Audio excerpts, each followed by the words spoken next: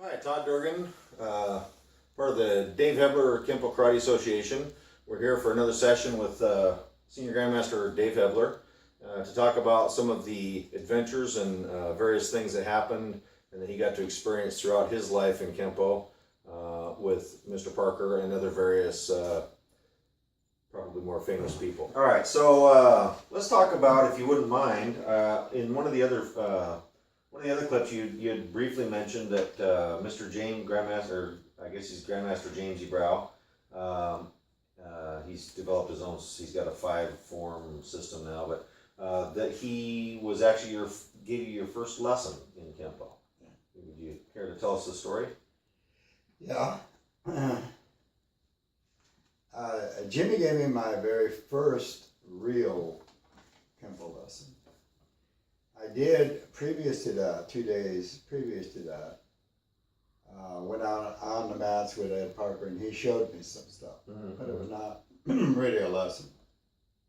So when I showed up for my first lesson, my real one, 2 days later, to my surprise, my instructor was not Ed Parker, it was Jimmy Ibrao. And Who and if you would describe what Jimmy Ibrao looks like when you walk in the dojo. yeah, Mr. Miyagi. Yeah, Right. Yeah. Right. Well, that's the Karate Kid. He kind of what he looks like now, but when back then he was a younger. Oh, he was an amazing athlete. Yeah, Jimmy Ibrao. I mean, just incredible athlete. I mean, one of the best I've ever seen. Guy was amazing. He would watch people do forms and go out and do them. You know, I mean, he's scary. Yeah, I've had the great fortune and pleasure to be able to take a couple lessons with him on a couple of his visits to the Northwest, and he, believe me, at 65 he was still quite an athlete. Yeah, pretty ill. Yeah, he was. Anyway, I'm sorry. Anyhow, I ended up, and there's Jimmy Brown, and he goes, "Okay, come on out here. Let me see what you got." I'm going, "What?" He said, "Yeah, come on, throw some punches at me, throw some kicks. I want to see how you move." You know, that's it. And I went, "Like, for real?" And he went, "Yeah, like for real. Throw some punches, throw some kicks, whatever you think that you can, you know, get up, because I want to see how you move." And I went, "Okay." So I did some clumsy, you know, attack. And the next thing I knew, I was on the mat, looking up, and Jimmy Ibrao said, "I don't ever want that to happen to you ever again." Well, yeah, but why were you on the mat? Because he knocked me on the mat. And didn't you say I he have punched you no in the idea face or how. something? He just Okay. blasted me down onto the mat. Okay. He didn't hit me in the face. No. Oh, He okay. didn't do that. Okay. But he just took me out. I had no idea how he did it. All I know, I was laying there, and he said, "I don't ever want this to ever happen to you ever again." And I went, "I couldn't agree more." Yes, thank you, sir. Yeah. Yes, sir. And so begins the Kenpo lessons, huh? That's how my lessons began. Right on. So They didn't get any easier, by the way. yeah, I'm sure. Yeah, Many hours spent laying on the mat looking up over the years. Yeah. That's pretty cool. Yeah, but you had a lot of pretty interesting people you got to practice with and work out with and come up through. Amazing athletes. Yeah. We had, if you can appreciate the atmosphere at the time, somebody in later years coined the expression, the dungeon dojos. Yeah. Pretty apt. That's pretty close. We didn't have any children. We didn't have any women. Well, we did have one woman. Ruby, right? Ruby. Yeah. You talked about her in the first session. Yeah. Anyhow. She was pretty brutal.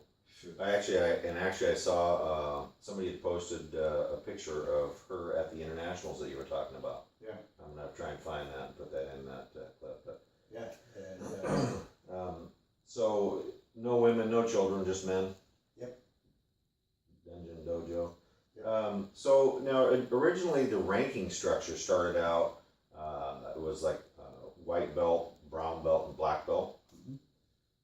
And so it was somewhere shortly after the lesson with Mr. Ibrao, maybe a year or two or three later, that kind of morphed into something else. You want to tell us a story about that? If I recall, it was somewhere in the early 60s, maybe 64, 65, somewhere in there. I'm not quite sure exactly when it was, but it was right around there. And what happened is that Chuck Sullivan had been lobbying Ed Parker to switch over to the colored belt system. Because Chuck felt, and I agreed with him, that it would be a better system with respect to tournament fighting.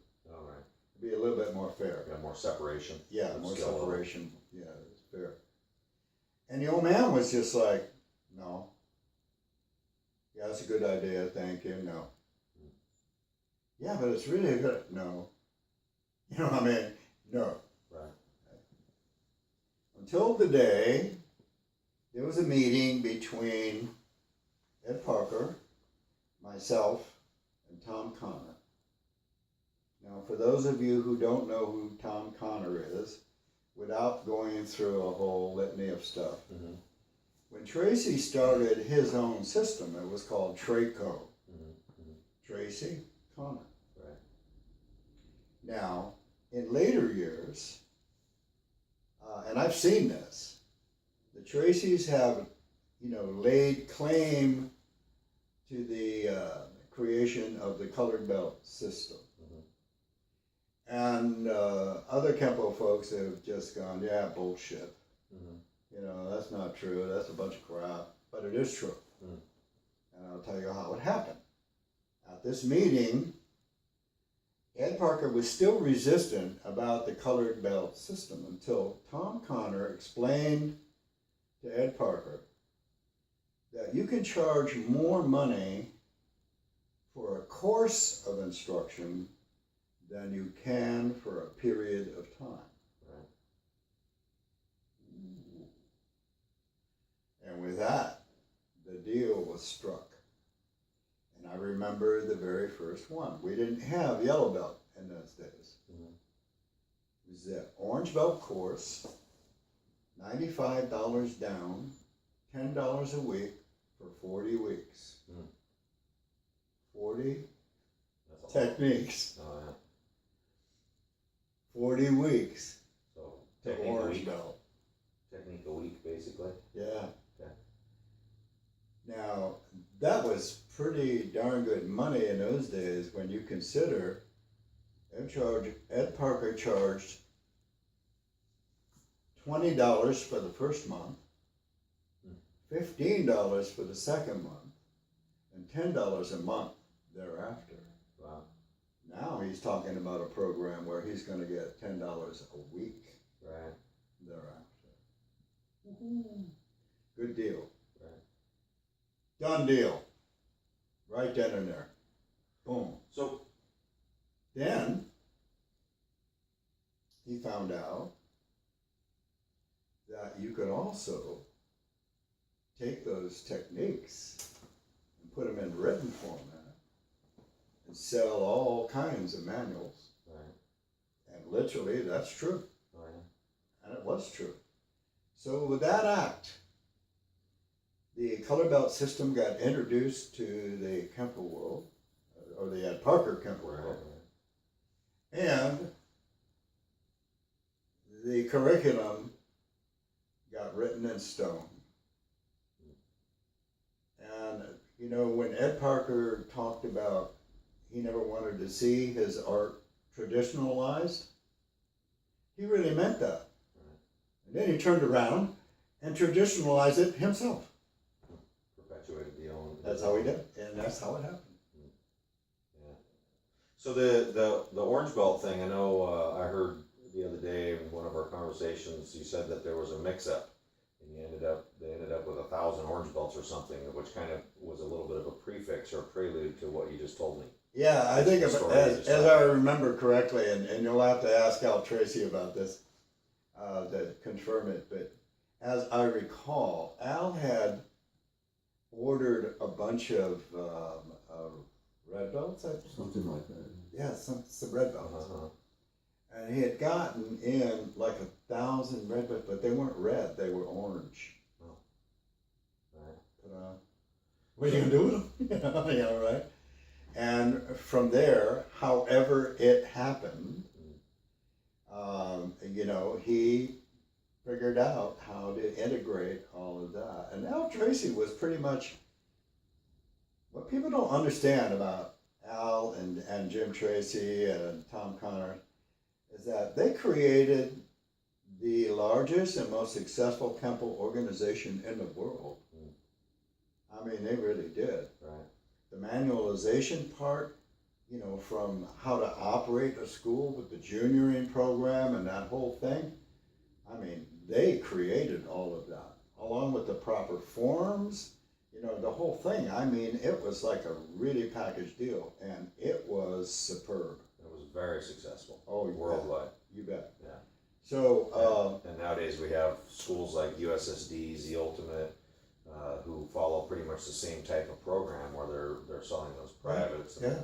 doing the group classes, and they have you know belt programs, and like Mr. Parker was talking, you know, like you're talking about with the story of the orange belt, you know, they have the you know block of instruction versus time length of time. So you know, I mean, going on from Jimmy Ibrao, you know, I mean, I took a few lessons from him, but most of my lessons were from Jim Tracy. Interesting. He was my instructor. Mm-hmm. You know, for the first 4 or 5 months, you know, whatever it may happen to be.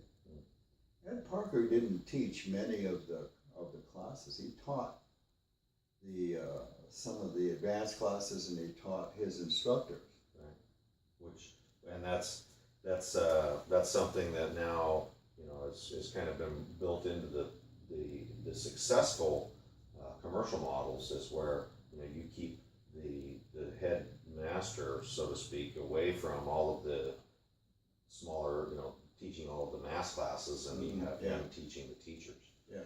You know, which ultimately, I guess that's how it should disseminate down through people.